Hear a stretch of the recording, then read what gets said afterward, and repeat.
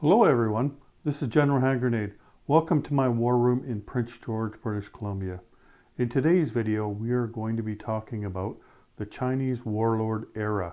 This is a part of the game Global War 1914, and we believe it's something that sets this game apart from, well, any other World War I game that I've ever seen anyway. Most of them aren't global games. And I tell you, that was a real challenge for us trying to find out what to do on the Pacific side of the board. I mean, we had like a couple of points to give away over there, but most of the fighting takes part in Europe. Like even with our diplomacy, a lot of it takes place in South America and of course Africa and the Middle East. But I mean, the 3 feet on the right side of the board, 3 by 4 feet, there wasn't a lot happening, and there was 8 units over there or anything, but there really wasn't much of a consequence to it. We just found ourselves largely ignoring it. Like at first you're interested, but then after a while you think, well, whatever, the real fight's going on over here and you're playing that. So we needed to find some way to get the Asian side of the board or the Pacific side of the board involved in the game. And I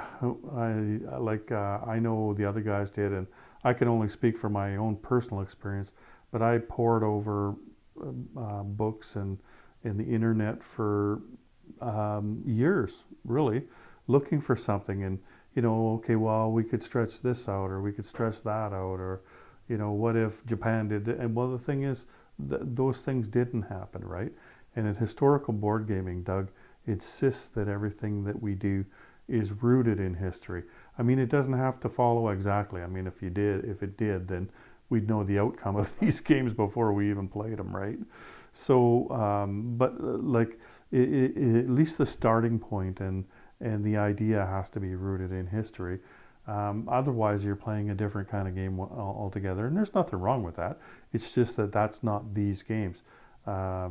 These games are taking us back to a point in history and taking it from there, seeing how it would play out for us. And so we couldn't just make something up. And then, I was reading about the history of China. I kind of glossed over it because we had some things happening in China, lots of random events and things like that. But really what would happen was after about 3 or 4 turns, China just got bogged down. It got broken up into various factions, and then there was no points there, so there was no point in even doing anything. We just ignored China, and that was a loss for us, because there was a real opportunity there. The more I read in China, the more I realized, what, this is actually a really consequential point in 20th century history, because what happened here set the stage for what would happen later. And now when you think of today's world, I mean, China is the second most powerful nation on earth, right?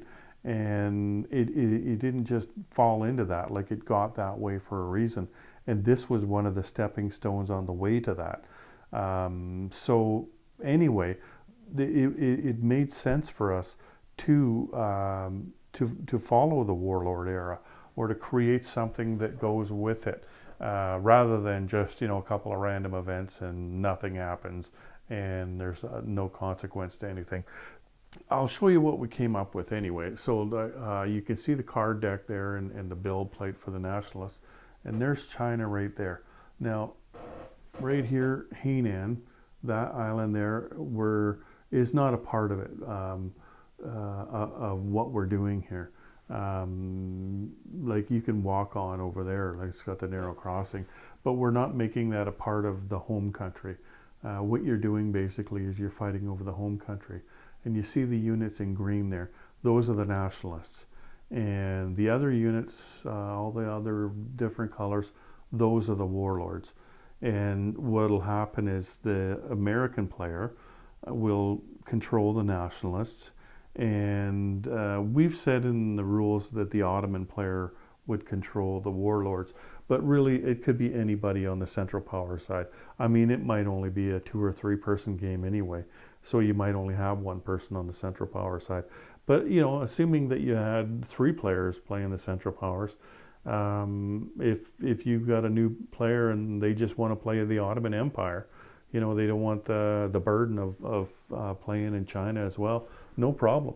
Or you've got an extra person and they want to learn how to play the game, just let them play the Warlords. But anyway, point is that the Warlords are on the side of the Central Powers in the game, and the Nationalists are on the side of the Entente in the game, or the Allies. Now that's not something that is, you know, is normal. Like the Warlords didn't fight for the Central Powers. It's just that in order to give away points, we wanted to make it so that there was that China was worth something. You know, it's kind of like a side game going on, like the Spanish Civil War in the 1936 game. The Spanish Civil War had nothing to do with the Second World War, really. I mean, a little bit, but not much. And that's what this is as well. So we're putting some points up for grabs there. And China was working with the Allies already. And so we just, okay, well, there's another faction and there's another side in this game. So let's have them control them. And how they do will be worth points to them. And so that's how we made this a part of the game. But as you look at this and as you look at the map here, you're going to find that it's not completely historical. And the thing is, it was such a complicated thing that there's just no way that in the context of a wider game like we're playing here, World War I, that you could do the Warlord era justice, you know, to make it completely historical. You'd have to have a large map, and there was a lot more warlords that when you see on the board here.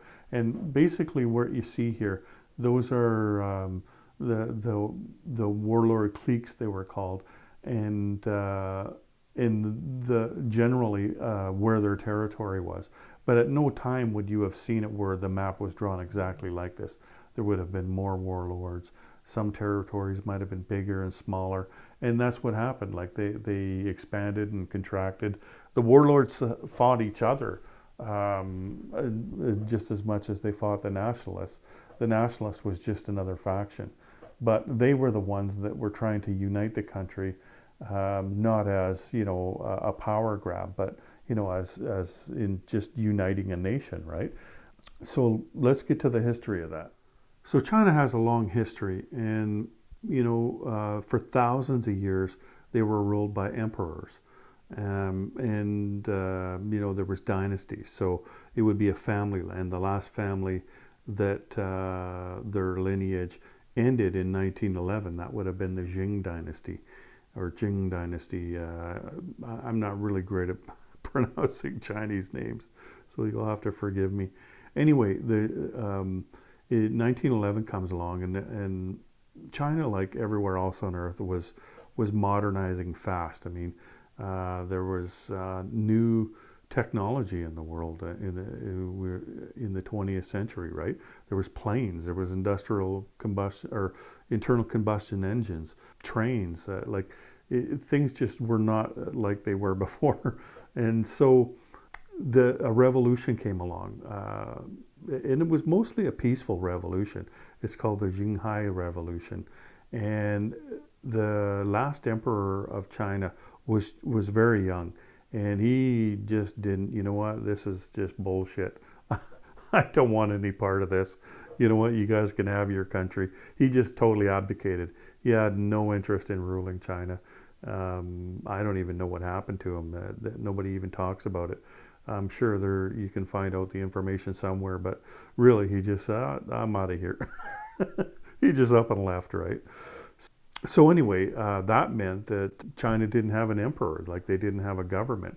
So a couple of factions kind of came to the fore. One of them was the nationalists, but that was pretty small though. The larger one would have been the Biang government. And you see it's like up there where those purple guys are. Where Peking is, that would have been the more dominant power. And the guy that was in charge up there at the time was Yuan Shikai. He was quite the character. His hobbies were long walks on the beach, singing in the rain, and political assassination. Anybody that opposed him, because you got to think like this is at this time it was all a power grab, right? To see who would rule China after the emperor abdicated. Anyway, he emerged as the dominant one. He seemed quite adept at killing his political rivals in the parliament that they had, right? And in 1915, like he even had his supporters and everything, and he was getting money from outside of China. Other countries were giving him money, and he was modernizing the army, so he was able to put down anybody who stood against him. Anyway, so he stands up and says, "Hey, everybody, guess what? I'm declaring myself the emperor." Anyway, you could have heard a pin drop, right? Like even his supporters just stopped what they were doing. They turned around and look at this guy. Are you kidding me? After thousands of years, we finally got rid of the emperors, and now you've decided that you're going to be the emperor, right? Anyway, something like 6 weeks later, he died. Funny how that works out, eh? I couldn't find out too much about his death, but I'm sure it was natural causes. It was probably just a coincidence, right? That he died shortly after declaring himself the emperor. But anyway, what this did was kind of threw everything into chaos. And why the warlords rose the way they did was because in the last part of the Qing dynasty, the leadership encouraged the local leaders to raise their own armies. Like it wasn't a national army, really. I mean, it was and it wasn't. But the thing was that like each territory had its own general, and that general picked his lieutenants, kind of thing. And then the soldiers came from those areas, and so they became loyal to their leaders, right? Because their leaders were encouraged to treat them well and everything. And so they just got used to fighting for themselves, right? Rather than fighting for the national country, they were fighting for the region, and they were within one army at that point. But so when everything broke apart, then all of the generals just basically took control of their areas. And so that's where the warlords came from. That's who they were, where they were generals, former generals from the emperor's army in the Qing dynasty. So that was the beginning of it. And then, of course, it just morphed over time. These cliques, as they were called, they would come into being, and then they would die out, or they'd come back later. It went on and on and on, right? It was very chaotic, and that's why we couldn't do something like that justice within the context of another game like this. So let's take a look at some of the people that were involved here. This is the card deck that we made up. And we made this ourselves. We didn't get professionals to help us out or anything. So we made the design for the card deck, and then in the end we got a member of the community. He goes by the name Crooked Leg. I believe he's from Kansas City. He has a channel on YouTube. So he has some skills doing graphic design, and he helped us out make them a little bit prettier. The design was there, but he and I worked together to make them nicer like this, like to make them more like art. So that's what they look like. So they'll have the faction, the roundel up in the corner there, and they'll have a picture of the warlord. And this guy wasn't really considered a warlord. That's Sun Yat-sen. Yeah, Sun Yat-sen. He was educated in Hawaii, so he was more of a Western style leader, right? Like that's why he wanted to unite the country. He'd seen the way things worked in the West, and he wanted that for his country as well. And so that's why he didn't really have a huge ego like the other warlords did. He wasn't out for himself. He was out for the country, and that's why they were the nationalists. And the party that he founded was the Kuomintang Party, which we all know as the KMT, right? They weren't really known as the KMT at this point in time, in 1914.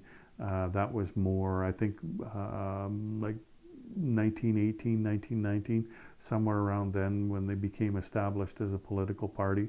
But it was a movement before that, and he founded that movement. And he was leader of the nationalists until, I believe, 1925, I think, is when he died.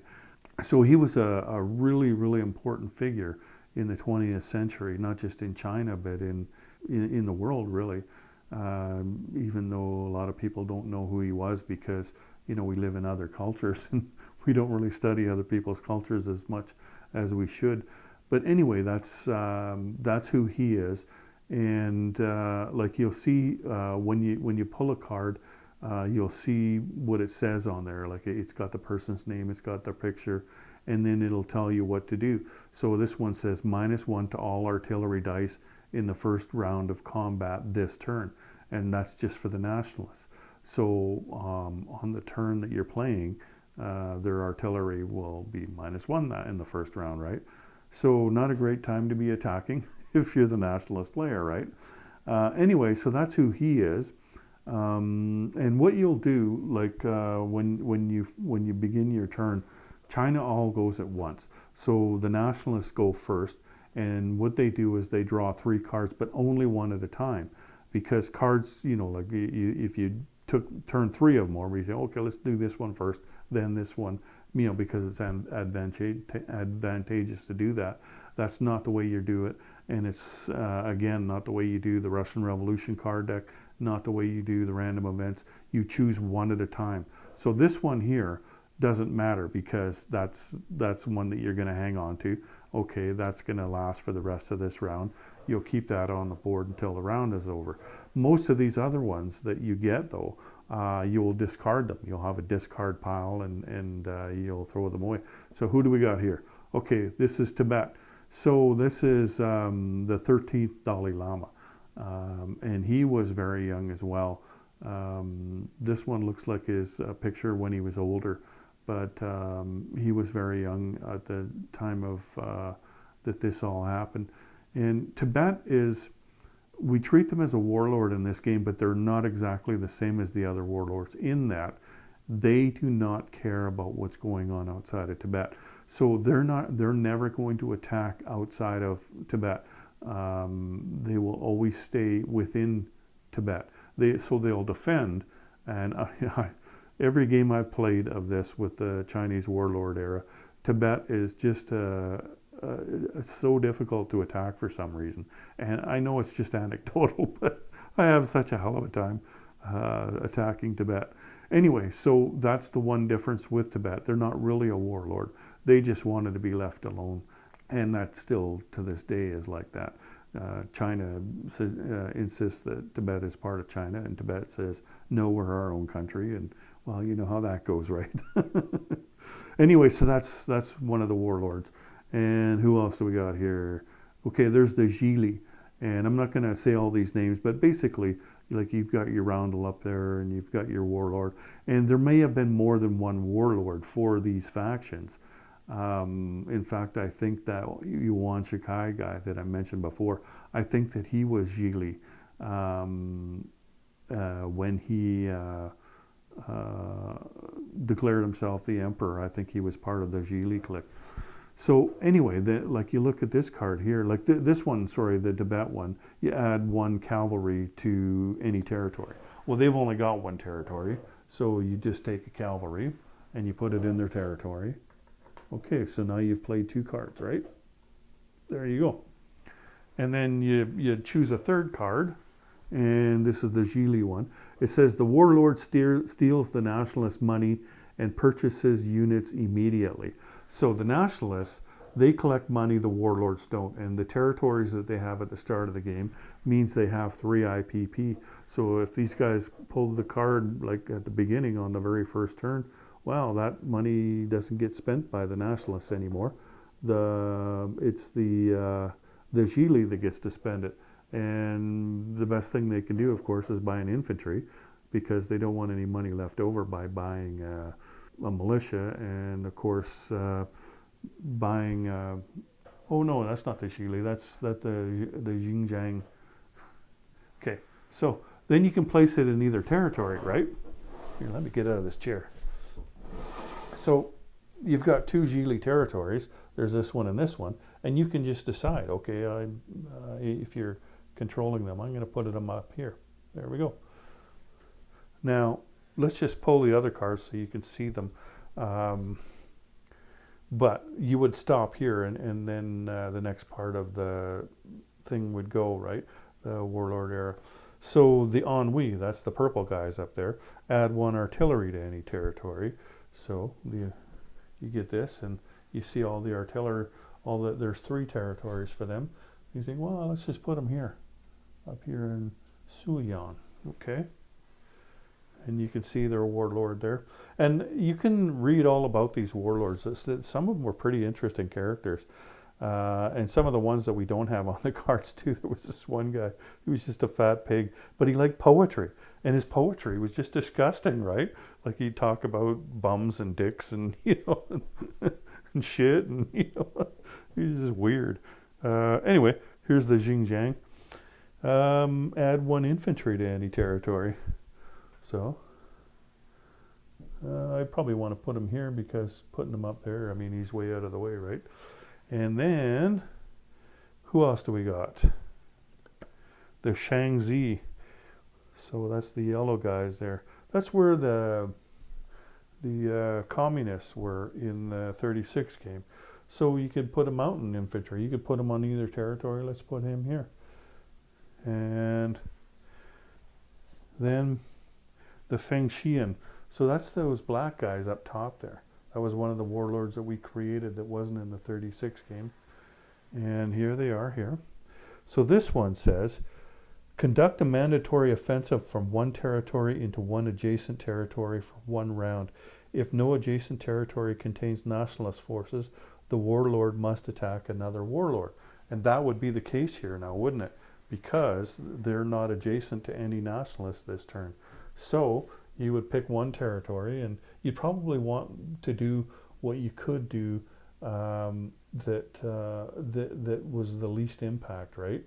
Like I'd probably just attack from here to here if I was controlling them, right? And it lasts 1 round and that's it. And of course, if you're adjacent to a nationalist territory, then of course you're going to want to attack them instead of one of the other warlords, right? And there's the Yunnan. So let's just look at this for a second here. The Yunnan is add 1 mountain infantry. So you're playing, and the nationalists go, let's say they take out, there's only 1 territory for the Yunnan. Let's say they take them out with a bunch of units, and then they move on to another territory. Where's a roundel for them there? We'll put a roundel on here. So they take this territory and they move on, but they leave the territory open. They don't put anybody on that territory. And you pull this card here where the Yunnan adds a mountain infantry in any territory. Well, there you go. So Yunnan takes that territory back because you didn't leave anybody there. So they get that territory back. But if say you left a militia there, well then they'd have to fight over it, and the Yunnan would of course be the attacker, right? Actually, that's a Yunnan militia. Let's say the nationalists left the militia there. Well, then you'd have to fight over it. So the mountain infantry would be the attacker and the militia would be the defender. So if you're playing the nationalists, you're definitely going to want to leave somebody behind, because otherwise you could lose that territory. And I mean, this could be late in the game and you could have all of your units up north here and then, losing your territories down south. And it's all about the number of territories that you take in this little conflict, right? This little game within a game. And so that's something that you're going to want to watch out for. Anyway, let's just talk about how a turn happens now. Alrighty then, so let's go through this. Now, I told you what the home country was, but that home country also includes Shandong province here, where the Germans are, and it includes Port Arthur.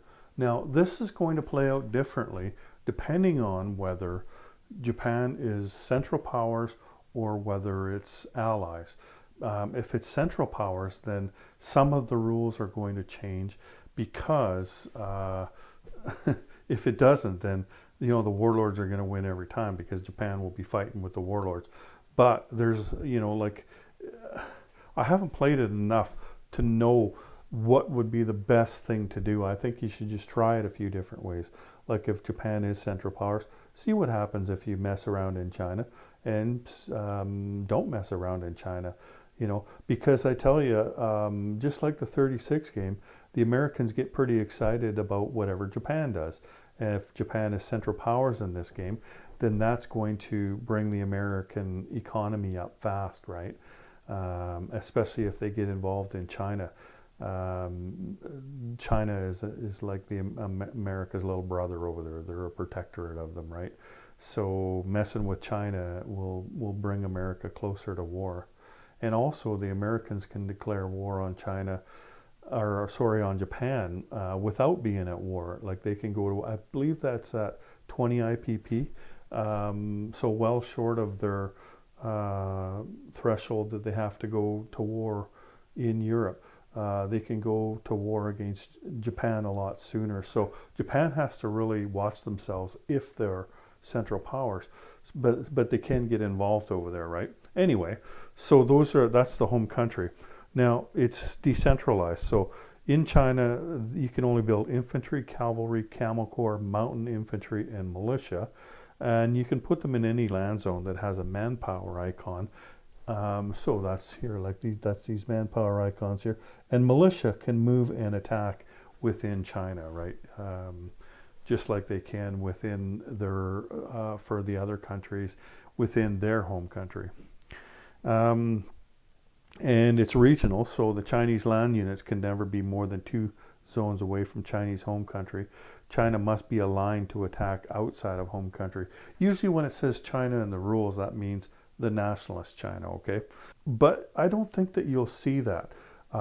It's not like the other game there where you've got some good luck and you've become a major power and and then you're off on some other new adventure.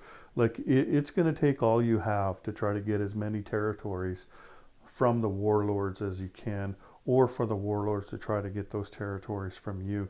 And so I don't think that you'll see China leaving China. Like taking another territory isn't going to help them, right? It's taking home country territories that is going to get them the points. And so I don't see that as being an issue. Now, depending on how the nationalists do, at some point they will possibly align with the Allies. And the alliance bonus is that China provides manpower labor to the Allies. If China is in your alliance, you do not have to pay a manpower when you build or upgrade a factory. All members of an alliance move to stage 3 of improved factory technology on the same turn that China joins that alliance. And what that means is, like there's one technology called improved factories, right?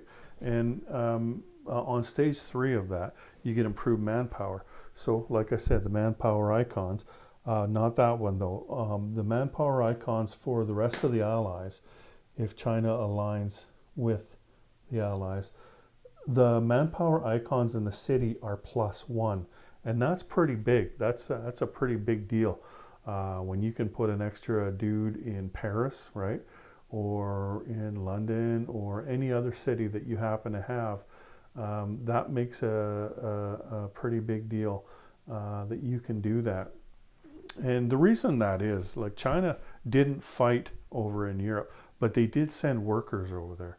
And so if you're aligned with the Allies, then they're sending workers, which is freeing up the people over there to fight, right? And so that's why this is, right? Okay, so the nationalists also have that attack weakness that you're used to in the 36 game, where if they roll a 10 to 12, they must retreat and be taken last as casualties. So if you're playing where Japan is part of the Central Powers, then there's a recruitment role. So aside from your purchases, like I showed you earlier, they have a 3 IPP, and you're flipping cards over and maybe getting stuff for that. But they also have recruitment, and so you add up the number of land zones you have by the nationalists, and either place 1 infantry or 2 militia in any of the territories. Of course, again, respecting the manpower limitations, right? And there's also spreading the influence. The nationalists can roll 1d12 to align a warlord territory, and that warlord territory has to be adjacent to them. So you're going to pick the one, like this one here. This one looks like they got the most crap on it, right? You roll the dice, and if you can get, I think it's a 2. Yeah, you roll a 2 or less, then you get that territory. And so you just take those units off and put nationalist units on, and put the nationalist pie on there, right? You put one of those on. So anyway, that's to balance it out if Japan declares war on China. Or sorry, if they're Central Powers, they don't even have to declare war on them. Anyway, also Lend-Lease. So in this game, there's something called supplies.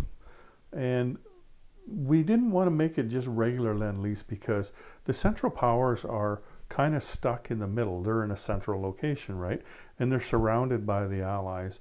And for them to try to Lend-Lease something over to here would be almost impossible. But like, we're talking about technology from 1914, 1915, like the powers of detection. There's no satellites and things like that, right? So I mean, if you can't sneak something into China, you're not very competent, right?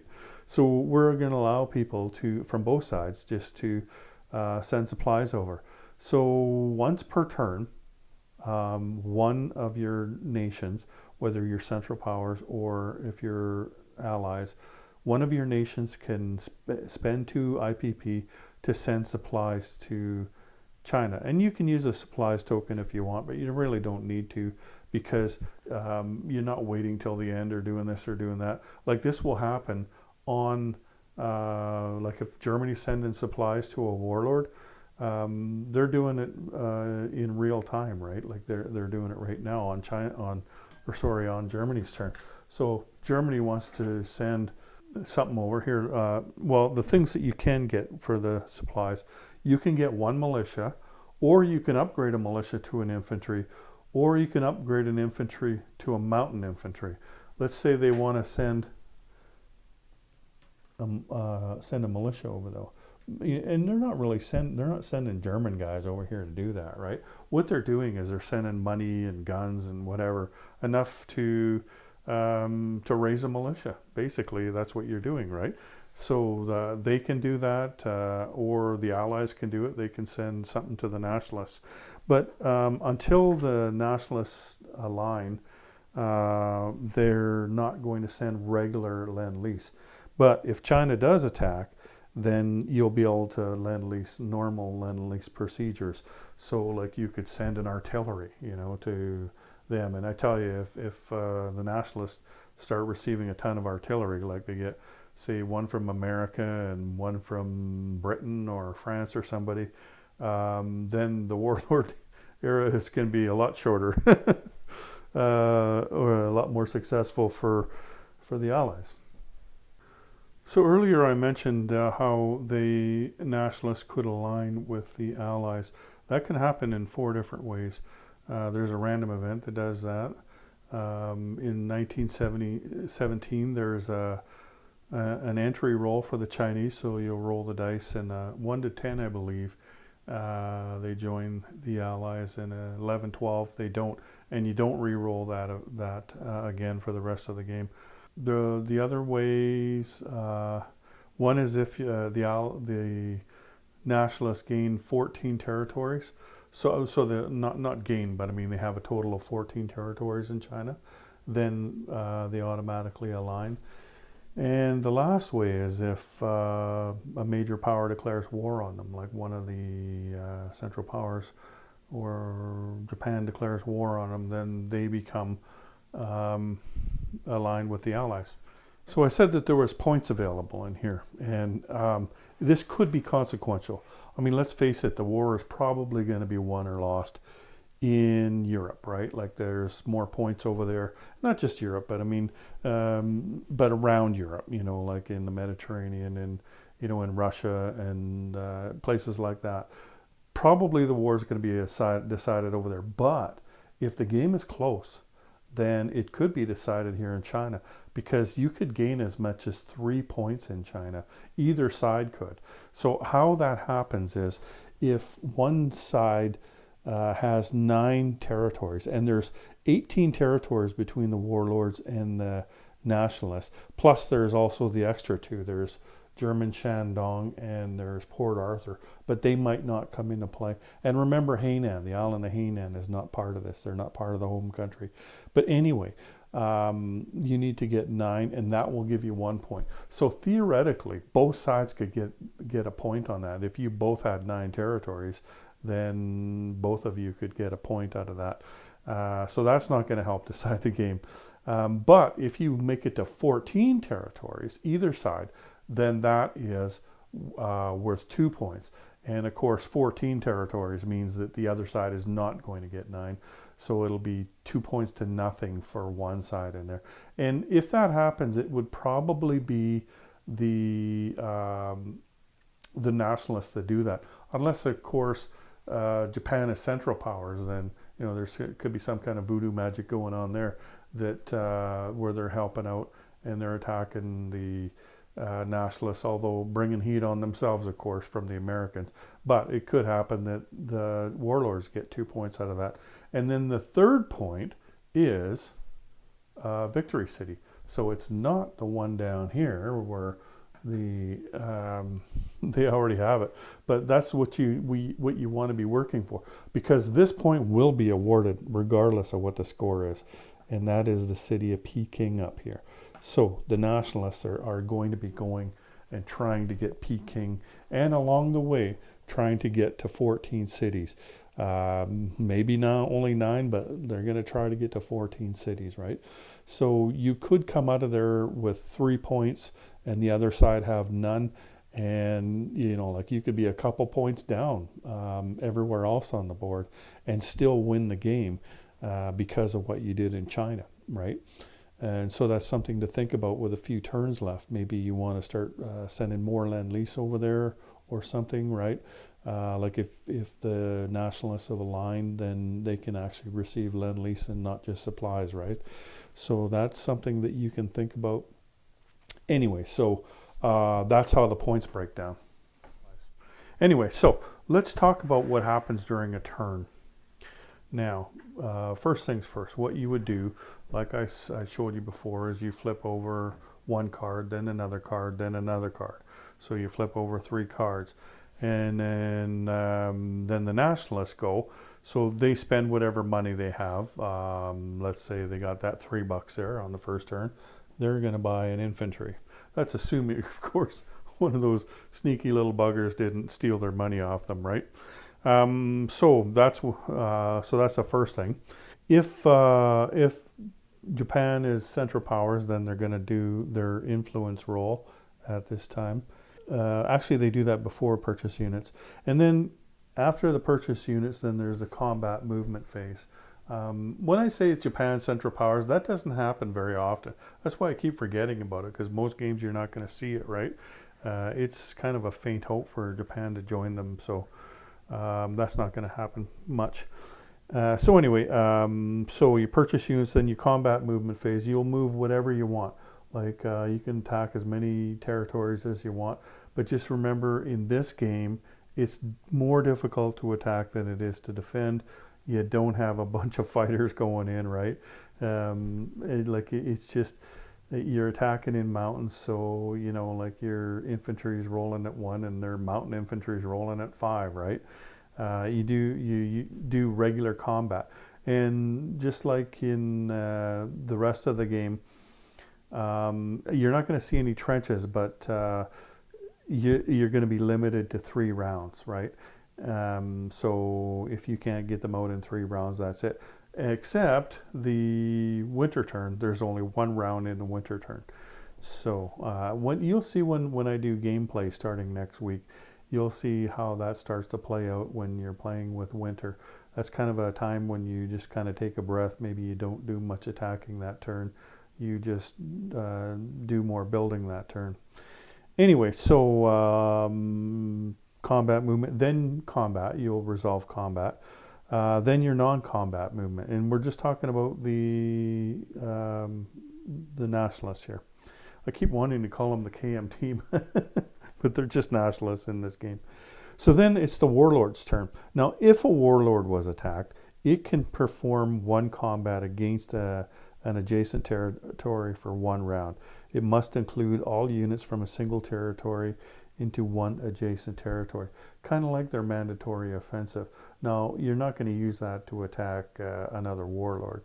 You're going to do that like if the nationalists went into the Shaanxi territory here, and they didn't get any hits, but these guys got 3 hits.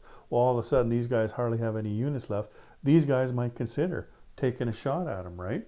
But again, tougher to attack than it is to defend. So you don't have to attack back, and you probably will not see that much where they return attack like that. But it is possible, right? So it's just combat movement phase and then combat. And then afterwards, then non-combat movement phase for all Warlord units. So we're just about at the end of the Chinese turn. You can move your Warlords around. They have to stay within their own territory. So like you can't move Feng Xian guys, these black guys up here. You can't move them down to here. You can't move these guys into here. Like you have to stay in your own territories, right? And then it's place units and collect income. So that's when China's going to put their dude on. It's got to go where there's manpower icon, right? So this guy goes on, and then you add up their money. Again, it's $3. So there's your $3, and that's how a Chinese turn occurs. Now, what I do, and what you might find easy as well, I keep all of the Chinese stuff in one thing. So the nationalists are in there, all the warlords are in there. There's no need to split them up just because they're controlled by 2 different people, right? It's easy enough. Okay, it's China's turn. You open the box and then you play China's turn, and you put all the crap away, and then you close the box and put it away. I found that was just the easiest way to do it. So and it doesn't take much, right? Like all your warlords, there's not much stuff. They all go like one little compartment. The nationalists will be in a few different compartments because they're going to have more units, of course, right? But it's pretty easy that way. Anyway, that's about it. Like I've pretty much gone over most of the basics. I might have forgot one thing or two, but again, I'll be going to be doing some gameplay next week, solo gameplay. So if I missed anything, just watch those videos. When China's turn comes along, then you'll get more of a flavor of what's going to happen rather than me staging or telling you this might happen or that might happen. You'll get to see it actually happen. And then the game will be available really soon, like I think within weeks. We're just waiting for the player rates to come in, and then once that happens, Doug's going to be printing maps, and he'll start selling the game. Then you can try it out for yourself. But I'm glad I got the map before, because then I can show you how it's done. Because I really wanted to do that. I noticed since we all started playing on YouTube a year or 2 ago, if you watch somebody play on YouTube and they do something wrong, quite often other people will make the same mistake because they saw somebody do it on YouTube and they think, well, that guy must have read the rules and I didn't. So, and people are pretty good at correcting each other on there as well. And that's going to happen with this game too. But it's just kind of nice for me to be able to show you how the game is played and show you the correct way. And like, I'm not under the gun. I don't have to start my turn and not pause my camera and get through the whole thing and then place my units and then then I can pause my camera. I don't have to do that because I'm playing against myself. It really doesn't matter, right? there's no point in me cheating, and so I'm not going to, right? I mean, I wouldn't anyway, but I can take it slow and try to think about things, and pause the camera, and maybe I got to remind myself of a rule or two, so I'll go read up on it, and oh yeah, okay, that, and come back, and then I'll just go ahead and continue on with the turn. So that will be helpful, I think, for you all. Anyway, thanks for joining me today for the Chinese Warlord era. And shout out to Crooked Leg in Kansas City for the awesome job he did on our card deck. Anyway, take care, everyone. General Hand Grenade out.